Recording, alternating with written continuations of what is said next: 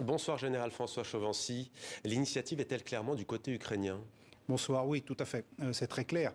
Les Ukrainiens ont réussi finalement à monter une manœuvre militaire, mais sur l'ensemble du territoire ukrainien, pas seulement dans le nord. Oui. On voit bien, il y a le sud qui a monopolisé une partie des attentions, une partie des forces russes. On voit la carte, hein, Kherson Oui, tout à fait. notamment. Donc la région de Kherson, qui reste un objectif quand même prioritaire pour les Ukrainiens, peut-être un peu moins maintenant qu'on a suspendu, sinon annulé finalement le référendum annoncé par les Russes, parce que c'était quand même un objectif politique qu'il fallait éviter. Maintenant, l'offensive du Nord est quand même assez extraordinaire, parce qu'il y a autant de kilomètres carrés reconquis. Surtout une offensive qui n'a pas été vue par les Russes. C'est quand même un petit peu hallucinant de voir une armée dite moderne, incapable de distinguer la concentration des forces, prêts avec des chars, de l'artillerie. Et pourquoi ne l'a-t-elle pas vu? Alors, les Russes ont des satellites.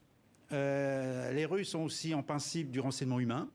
Moi, je me demande s'ils ne se sont pas abrités derrière une forme de ligne Maginot constituée par l'artillerie, en disant qu'avec l'artillerie, ça suffirait pour tenir au loin les Ukrainiens.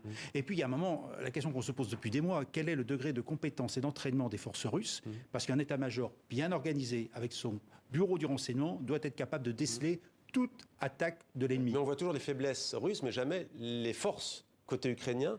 Qu'est-ce qui a permis cette avancée côté ukrainien? Alors, votre reportage spécifiait que c'était sans doute l'équipement américain, notamment d'artillerie. C'est possible, mais il n'y a pas que cela.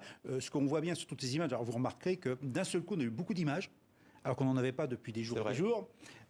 L'image a accompagné la victoire. Et je crois que ça fait partie d'un tout. Alors maintenant, la question qu'on peut se poser, c'est la victoire, qu'est-ce qu'elle représente aujourd'hui? À quel moment peut-elle s'arrêter? Est-ce que les Ukrainiens sont capables de mettre des forces derrière pour continuer la progression et l'offensive vers l'Est? Néanmoins, ce qu'on constate, c'est que toutes les lignes logistiques venant du Nord vers le Sud au profit des Russes, elles sont coupées. Ce qui veut dire que les Russes sont obligés de se replier. Et quand on voit toutes les images, les remarques des reporters, on a vraiment l'impression en plus que les Russes ne se sont pas battus.